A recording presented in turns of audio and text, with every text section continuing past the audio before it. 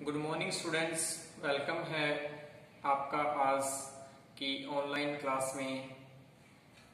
आज हम ग्रामर के पोर्शन बीए फर्स्ट ईयर के ग्रामर का पोर्शन शुरू करने जा रहे हैं, जिसमें कल तक हमने प्रोनाउन के दूसरे टाइप डेमोन्स्ट्रेटिव प्रोनाउन के बारे में पढ़ा था। आज हम उसी के तीसरे टाइप प्रोनाउन के तीसरे टाइप के बारे में स्टडी करेंगे, जिसका नाम है रिफ्लेक्सिव प्रोनाउन। तो रिफ्लेक्सिव प्रोनाउन के बारे में जानते हैं कि रिफ्लेक्सिव प्रोनाउन क्या होते हैं और सेंटेंस में कहां कहां पर इनका यूज होता है। तो देखते हैं रिफ्लेक्सिव प्रोनाउन के बारे में।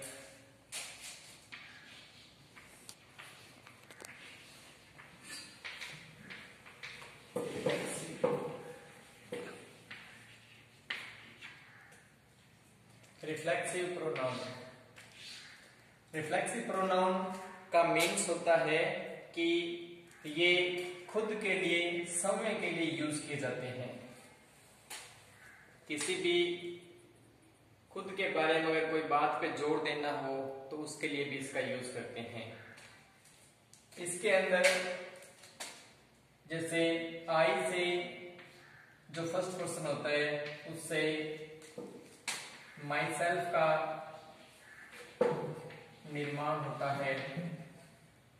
जो आई है वो सब्जेक्टिव केस है और जो माई सेल्फ है वो रिफ्लेक्सिव है। इससे पहले हमने पढ़ा था कि सब्जेक्टिव केस पढ़ लिया हमने, पोसेसिव केस पढ़ लिया। पोसेसिव केस में हमने दो पार्ट पढ़े थे, एक पोसेसिव एडजेक्टिव और एक पोसेसिव प्रोनाउन। इसके अलावा हमने ऑब्जेक्टिव टाइप पढ़ लिया था। आज हम पढ़ते हैं रिफ्लेक्सिव प्रोनाउन।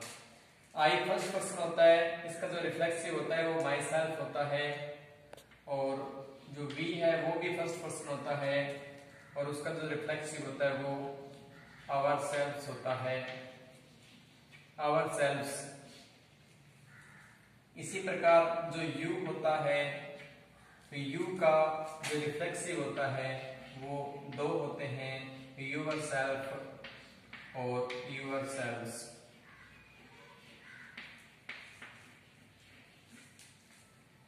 इसी प्रकार ही का जो रिफ्लेक्सिव होता है वो हिमसेल्फ होता है, हिमसेल्फ होता है, और हर का जो सी का जो रिफ्लेक्सिव होता है वो होता है हर सेल्फ। इसी प्रकार जो इट है, इट का रिफ्लेक्सिव होता है इट सेल्फ, और दे का जो रिफ्लेक्सिव होता है वो देम सेल्फ होता है, देम सेल्फ। अब आप सोच रहे होंगे कि कहीं पर तो सेल्फ लगा है और कहीं सेल्फ्स लगा है, तो हम इसी के बारे में बात करना चाहते हैं कि अगर जो हमारा सब्जेक्ट है, सेंटेंस में अगर कोई सब्जेक्ट सिंगुलर होता है तो उसके लिए हम सेल्फ का प्रयोग करते हैं। अगर जो सब्जेक्ट है वो प्लूरल होता है, जैसे वी क्या है, प्लूरल है, तो इसके लिए हम सेल्फ्स का यूज करते हैं।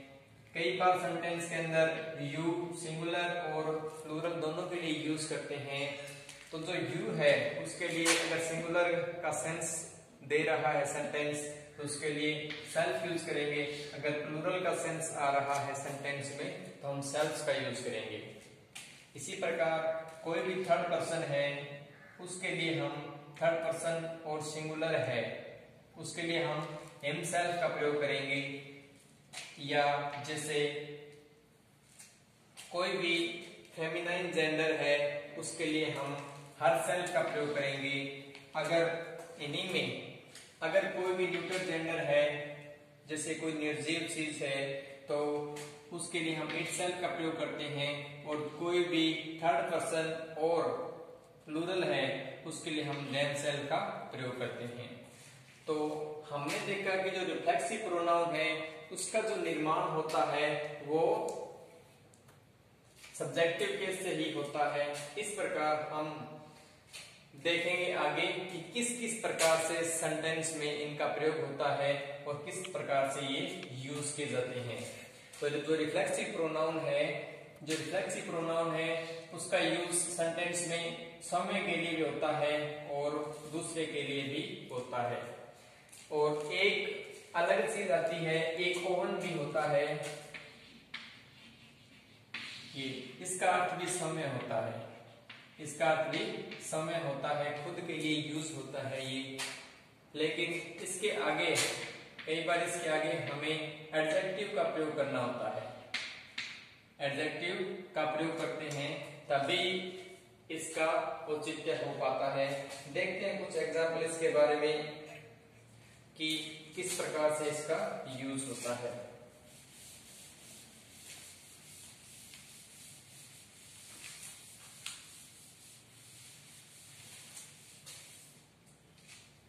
जैसे वाक्य में हमें अगर किसी भी एम्फेसाइज करना हो तो उसके लिए हम ओवन का भी यूज करते हैं। जैसे ही lives on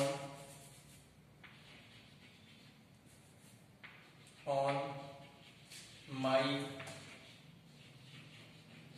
oven, he lives on my own income,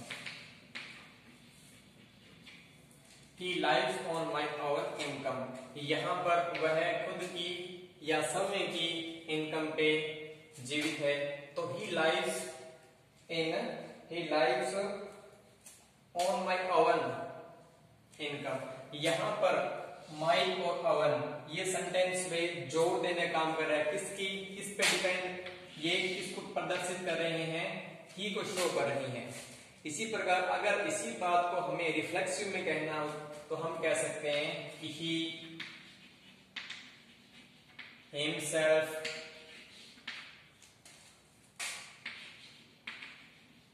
live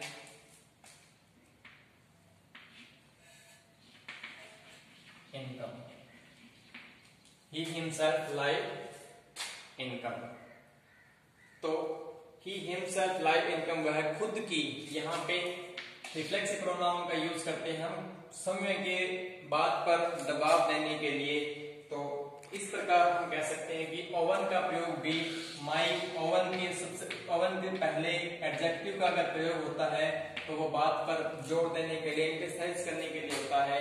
इसी प्रकार अगर हिमसेल्फ सब्जेक्ट के तुरंत बाद हिमसेल्फ का प्रयोग होता है उसी का प्रयोग हम एम्फेसाइज देने के लिए करते हैं। अब हम बात करते हैं कि जो रिफ्लेक्सिव प्रोनाउन है वो कौन कौन से सिंगुलर सब्जेक्ट है उनके साथ यूज किए जाते हैं। जैसे कोई भी नेम है, जैसे राम है, श्याम है, हरि है, कोई भी मैस्कुलिन जेंडर होता है उसके लिए हिमसेल्फ का प्रयोग करते हैं, उसके लिए हम हिमसेल्फ का प्रयोग करते हैं। अगर कोई भी फेमिनाइन जेंडर है, जैसे सीता है, गीता है,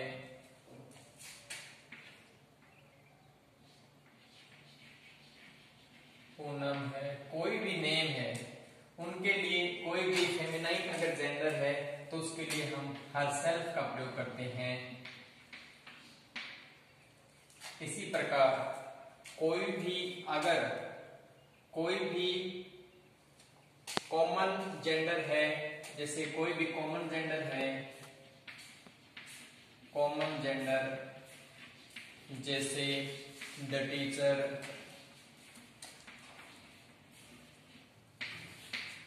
जैसे द डॉक्टर,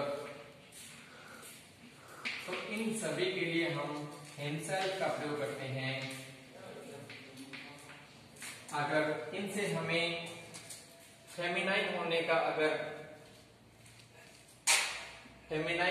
आभास हो या फिर सेंटेंस से हमें ये सेंस का पता चले कि ये फेमिनाइन है तो हमें यहाँ पर हरसेल्फ का प्रयोग करना है। इसी प्रकार अगर ये प्लूरल में हो, अगर ये प्लूरल में हो तो हमें themselves का प्रयोग करना है, themselves का प्रयोग करना है। इसी प्रकार हम बात करते हैं, अगर कहीं पर वन आ जाता है, कहीं पर वन आ जाता है तो हमें इसके रिफ्लेक्सिव प्रोनाउन के रूप में oneself का प्रयोग करना पड़ेगा। हम बात करते हैं self का प्रयोग करना पड़ेगा। अगर कोई भी ऐसा न्यूट्रल जेंडर है, जैसे चाइल्ड है, बेबी है, इन्फेंट है, चाइल्ड है, बेबी है, इन्फेंट है, तो इनके लिए हम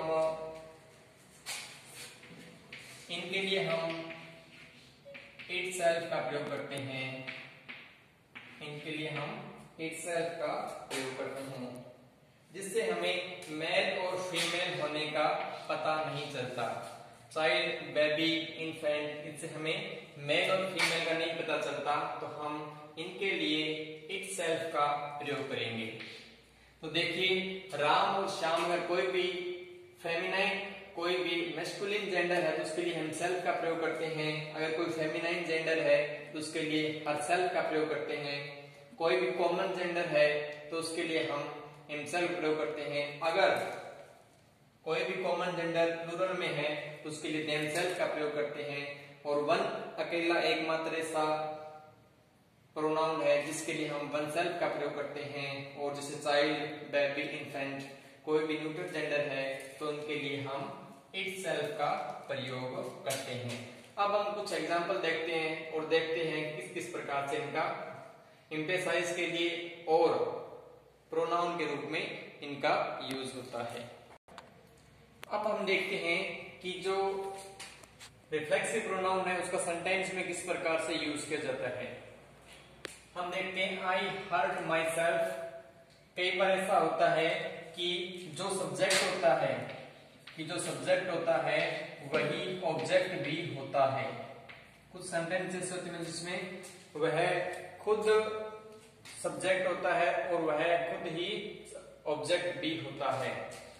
तो जब सेंटेंस के अंदर सब्जेक्ट और ऑब्जेक्ट दोनों एक ही पर्सन हो तो उसके लिए हम उसी रिफ्लेक्सिव प्रोनाउन का प्रयोग करते हैं जिसका रिफ्लेक्सिव प्रोनाउन सब्जेक्ट होता है। जैसे आई हर्ट माई सेल्फ, मैंने खुद को चोट पहुंचाई, तो जो आई है उसका जो रिफ्लेक्सिव प्रोनाउन क्या होता है, माई सेल्फ।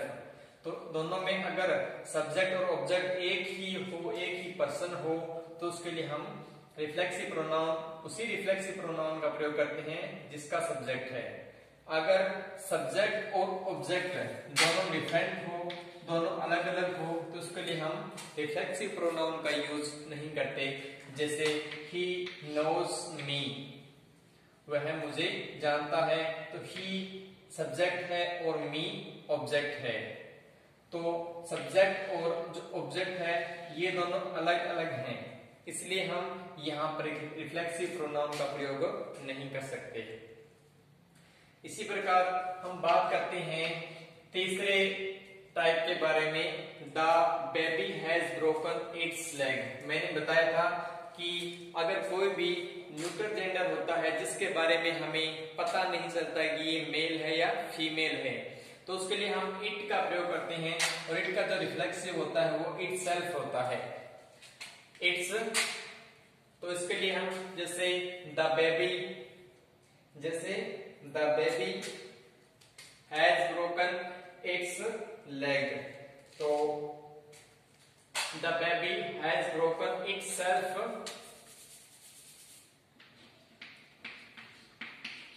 लेग। कि जो बेबी है उसने अपनी जो टांग है उसको चोट पहुंचाई है, ब्रोकन कर लिया है। तो इसके लिए हम न्यूट्रल जेंडर के लिए हम इटसेल्फ का प्रयोग करते हैं। इसी प्रकार स्टार्ट। तो यहाँ पे the baby has broken itself, it's का ही यूज होगा यहाँ पे। इट्स लेग यानी उसने अपनी जो टांग है उसको ब्रोकन कर लिया है। तो जो बेबी है वो सब्जेक्ट है और ये ऑब्जेक्ट है, इसलिए दोनों अलग अलग है, इसलिए हम दोनों को अलग अलग रूप में लिखते हैं। जैसे यू हार्ट योरसेल्फ, तुमने खुद को चोट पहुंचाई है, तो यू और योरसेल्फ। यहाँ पे जो यू है वो सिंगुलर है, अगर यू सिंगुलर है तब हम योरसेल्फ का प्रयोग करेंगे। अगर यहाँ पे यू प्लूरल होता, सेंटेंस के भाव से हमें पता चल जाता, सेंस से पता चल जाता कि जो सेंटेंस है वो प्लूरल है, तो उसके लिए हम इटसेल्फ का भी प्रयोग करते हैं। यहाँ पे योरसेल्फ का भी प्रयोग हम कर सकते थे, क्योंकि अगर प्लूरल होता तब हम योरसेल्फ का प्रयोग करते, और यहाँ पे सिंगुलर है यू, तो हमें योरसेल्फ का प्रयोग करना है। इसी प्रकार ही पोस्टेड द लेटर हिमसेल्फ, उसने खुद को एक लेटर पोस्ट किया, तो ही पोस्टेड द लेटर, यानी इसने किसको पोस्ट किया है, खुद को। तो यानी सब्जेक्ट और जो ऑब्जेक्ट है वो दोनों एक ही चीज है, दोनों एक ही है, इसलिए हमें उसी का रिफ्लेक्सिव लिखना है जिसका रिफ्लेक्सिव सब्जेक्ट है।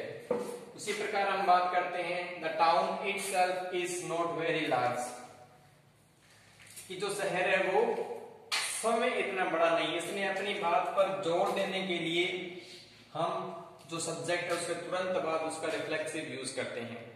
अगर सब्जेक्ट के तुरंत बाद उसका रिफ्लेक्सिव यूज हुआ है तो हमें उसको इस बात पर जोर देने के लिए यूज करते हैं इसका। उसी प्रकार she herself was present there, वह खुद वहां पे उपस्थित था, तो शी हरसेल्फ, उसने खुद की बात को शो करने के लिए यहाँ पर हरसेल्फ का यूज किया है, क्योंकि इससे ये स्पष्ट होता है कि she herself was present there, कि वह खुद वहां पर उपस्थित था।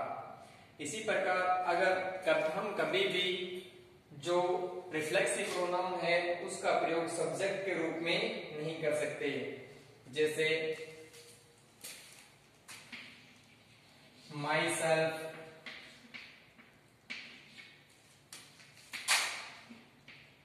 इज राकेश कुमार। सब्जेक्ट के रूप में कभी भी आप रिफ्लेक्सिव प्रोनाउन का यूज नहीं कर सकते। अगर यूज करना है तो उसके लिए आगे आपको नाउन लगाना पड़ेगा। तो इस प्रकार हम रिफ्लेक्सिव प्रोनाउन के बारे में जान चुके हैं कि रिफ्लेक्सिव प्रोनाउन क्या होता है। रिफ्लेक्सिव प्रोनाउन वो होता है जो समय के बारे में या एम्फेसाइज करने के लिए यूज करते हैं। कल हम इसके अगले टाइप पर चर्चा करेंगे, डिस्ट्रीब्यूटिव प्रोनाउन, और देखेंगे कि किस प्रकार से उसकी क्या क्या विशेषताएं होती है, कितने उसके टाइप होते हैं, और उसके अंदर कौन कौन से सेंटेंस को रखा जाता है जिससे हम वाक्य को बहुत ही ब्यूटी प्रदान कर सकें। तो मिलते हैं कल, तब तक के लिए घर में रहें, सुरक्षित रहें।